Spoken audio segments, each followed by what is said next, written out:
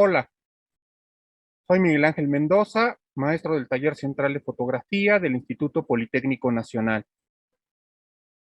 El taller forma parte de los que se imparten en la Dirección de Difusión Cultural a través del Departamento de Fomento Artístico de esta dirección. Curso La naturaleza de la fotografía.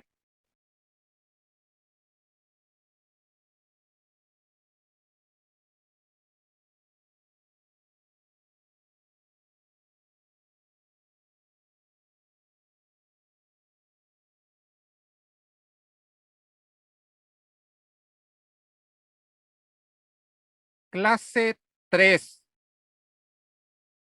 La fotografía como arte. Los temas a desarrollar son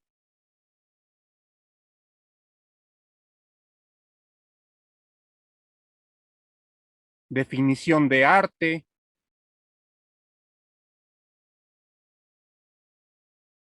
la fotografía como arte,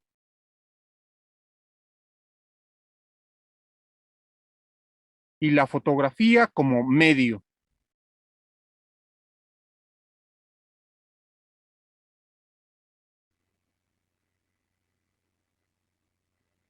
Vamos a nuestro primer tema de hoy. Definición de arte.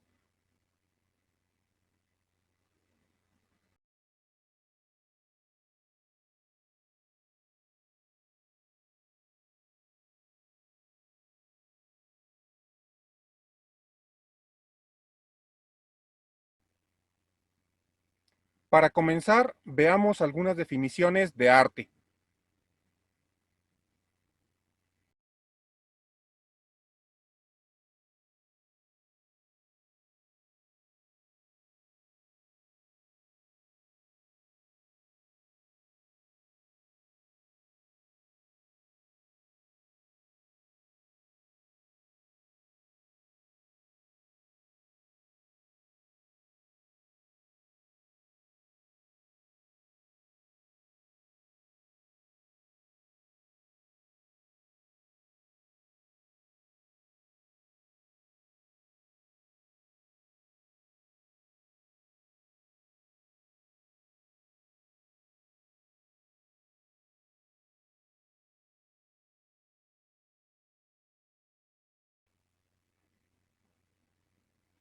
Tengamos siempre presente que las definiciones evolucionan o se ajustan de acuerdo a las diferentes maneras de ver el mundo y también de acuerdo con las diferentes corrientes de pensamiento de un determinado momento histórico.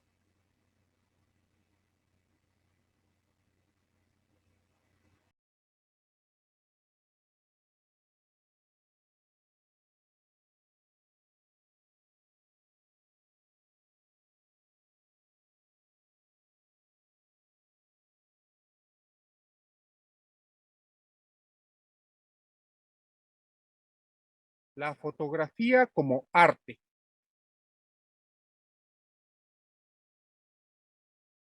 En estas modalidades discursivas subyace la voluntad de alejar la fotografía de su supuesta predestinación reproductiva. El siguiente paso sería argumentar cómo las emulsiones y las cámaras conducen a obras de arte. La controversia alrededor de la artisticidad de la fotografía nació con la divulgación del daguerrotipo y no quedaría saldada hasta la época de las vanguardias históricas. La mecanicidad del proceso fotográfico y su automatismo configurador chocaban con unas teorías estéticas que se basaban aún en el ideal del genio romántico. ¿Podría una máquina dejar patente la personalidad del artista?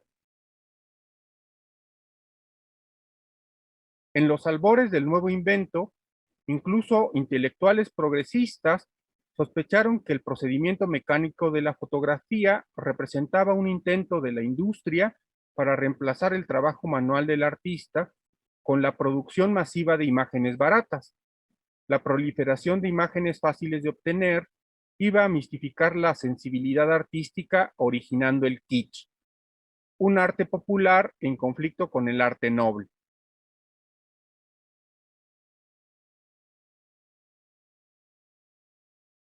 Walter Benjamin desplazó la cuestión correctamente al señalar que no se trataba de debatir si la fotografía era o no un arte, sino cómo la fotografía había modificado sustancialmente la misma noción de arte. Dicho de otra manera, no tenía sentido juzgar a la fotografía por los patrones por los que hasta ese momento se había regido la pintura. Hasta principios del siglo XX, las apologías de la fotografía como medio artístico habían incurrido en el desacierto metodológico de justificar que la fotografía, como las artes tradicionales, capacitaba también la manifestación y el desarrollo de una personalidad creadora. Parecía que el nuevo medio podía suministrar productos objetivos o subjetivos según el albedrío del fotógrafo.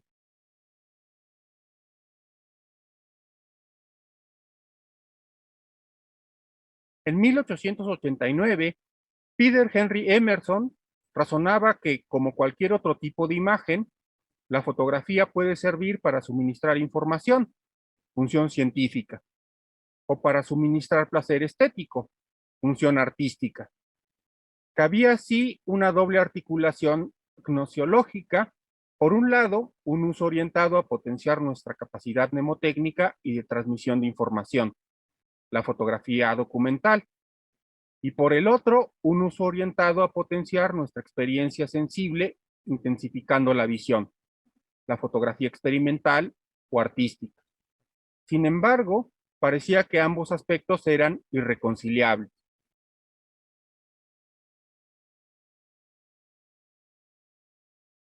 No obstante, en los años 20, los contenidos ideológicos que sentarían las bases de las vanguardias daban un giro a este planteamiento. Laszlo Moholy-Nagy, autor de La Nueva Visión de 1928, apuntaba que el desarrollo de los medios técnicos surgidos de la revolución industrial han contribuido enormemente a la génesis de nuevas formas de creación industrial. El tecnicismo, considerado hasta entonces como un impedimento, se trocaba en estigma de la modernidad. La nueva objetividad, en concreto, nació como un movimiento que propugnaba la descripción aséptica de la realidad y de la sociedad en contra del sentimentalismo del arte burgués. El artista, en consecuencia, debía trabajar para restituir de forma clara y precisa las cosas, la gente y la naturaleza, a un mundo nuevo, singularizado por la asunción del progreso técnico y científico, debía corresponderle un arte igualmente tecnológico. Bajo estos parámetros, el fotógrafo y el cineasta habían de aparecer como los artistas por excelencia.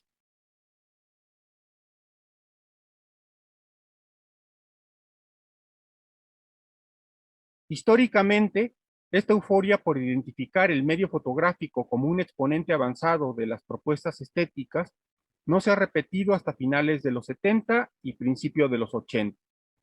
En este caso, con la hegemonía de los críticos posmodernos. Del mismo modo que Clement Greenberg, ideólogo del expresionismo abstracto, había sostenido que la música era el arte más característico de la modernidad, por su capacidad de vehiculizar las emociones más puras y abstractas. Para Rosalind Krauss, entonces directora de la revista October, la fotografía ocuparía hoy esa situación, cuando precisamente no se persigue la pureza, sino el mestizaje y la inexpresividad.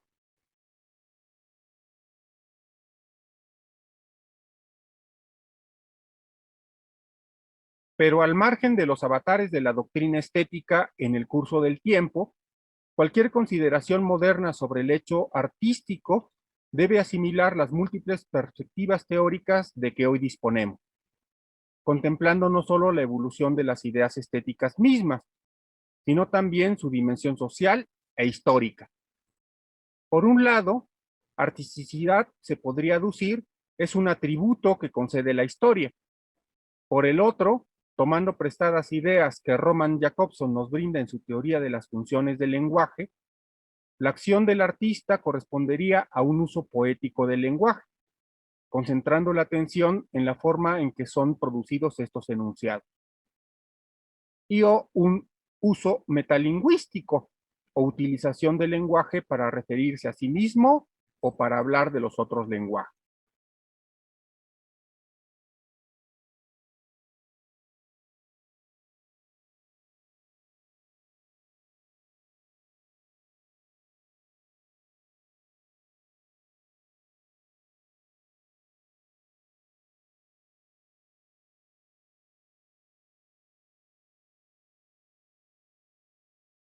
La fotografía como medio. La consideración de la fotografía como arte concede a la fotografía el más vasto terreno de libertad, pero restringe todavía algunos ámbitos de sus usos sociales. Entendida en su sentido sin duda más alto como medio de comunicación, la fotografía es definida con estas palabras por Roman Guber. Fijación fotoquímica mediante un mosaico irregular de granos de plata y sobre una superficie soporte de signos icónicos estáticos que reproducen en escala, perspectiva y gama cromática variable las apariencias ópticas contenidas en los espacios encuadrados por el objetivo de la cámara y desde el punto de vista de tal objetivo durante el tiempo que dura la apertura del obturador. En un enfoque que privilegia la sociología de la comunicación, un tanto excepcionalmente en la producción teórica de este autor, Rudolf Arnhem ha intercalado como elemento determinante la conciencia de ese proceso por parte del espectador. No basta, como ya hemos visto que decía Bazin, atenernos a la imagen fotográfica, sino a la génesis con que se produce.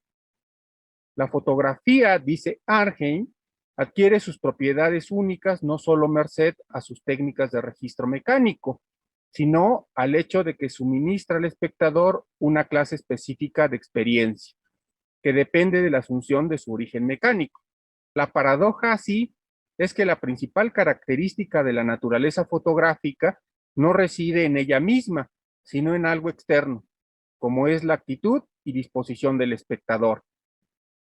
En efecto, este tiende a interpretar la fotografía como un producto directo de la realidad, ya que las cosas imprimen su propia imagen mediante las propiedades ópticas y químicas de la luz. Parece lógico que como Barthes consideremos la fotografía como un absoluto y perfecto análogo de lo real. Según este criterio, las imágenes no difieren solo por rasgos objetivos en su génesis o apariencia, sino sobre todo en las condiciones de recepción. Dicho de otro modo, en el contexto cultural e histórico donde inciden. Es este contexto lo que atribuye un determinado carisma a cada medio.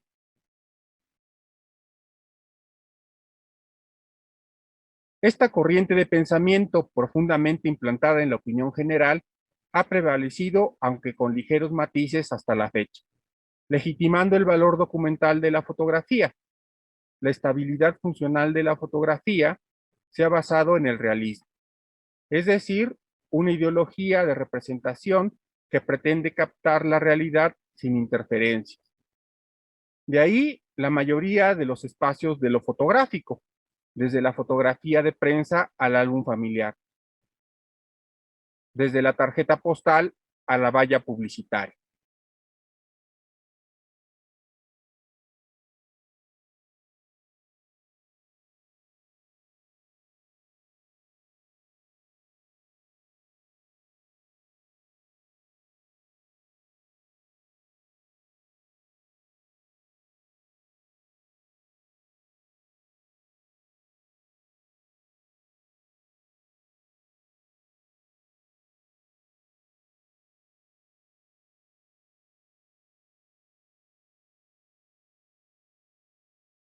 Ahora desarrollemos nuevamente estas ideas en terminología propia de la teoría de la información.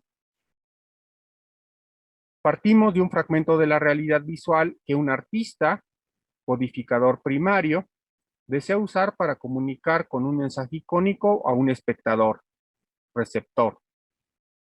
Este mensaje debe ser codificado en unidades de mensaje para adecuarlo a los canales de comunicación seleccionados.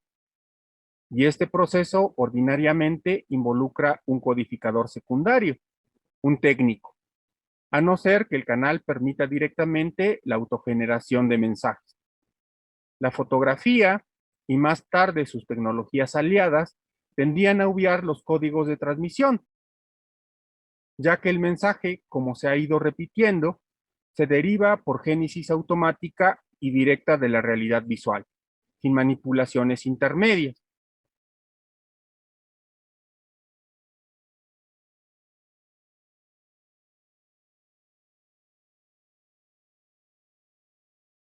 Ahora recordemos el pertinente y provocador eslogan de Herbert Marshall McLuhan: el medio es el mensaje. Y situémoslo para nuestro contexto en una dimensión política. Cuando queremos recibir información correcta sobre la realidad y sus sucesos, quizá por el urgente propósito de tomar decisiones, necesitamos presumiblemente recibir información sin ser manipulados por las características del medio.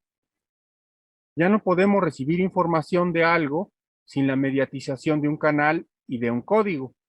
Por lo tanto, quedamos inevitablemente a merced de las características de los medios. Si nuestras expectativas referentes a verdad y realidad se han condicionado por haber aceptado las características de un medio específico como modelo de pensamiento, tenderemos a reducir nuestra habilidad general para diferenciar entre realidad y código de comunicación.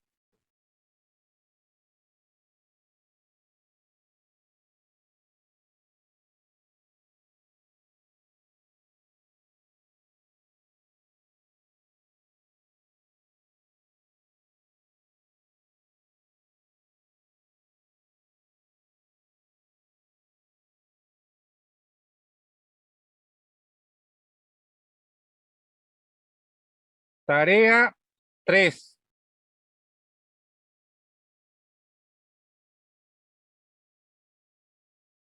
Ejercicio A.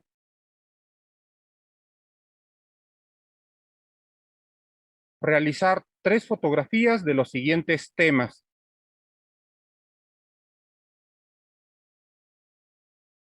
fotografía científica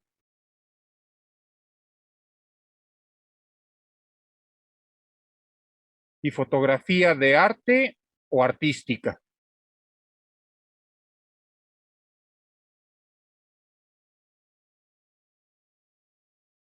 Ejercicio B.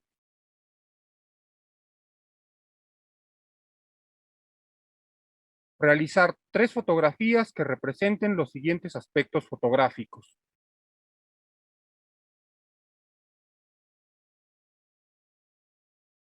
fotografía realista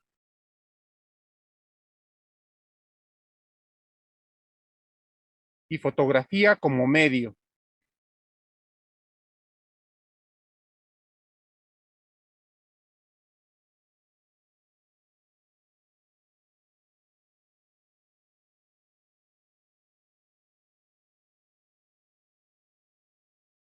Para mayor información, pueden consultar la página www.ipn.mx/cultura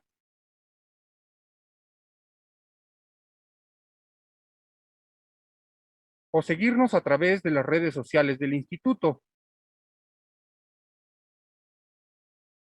En Facebook, en /IPN.cultura,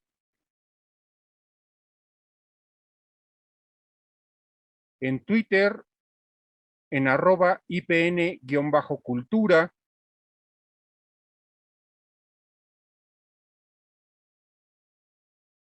en YouTube, en IPN Espacio Cultura,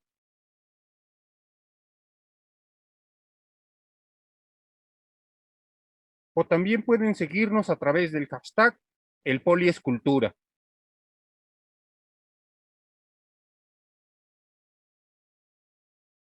Hasta la próxima.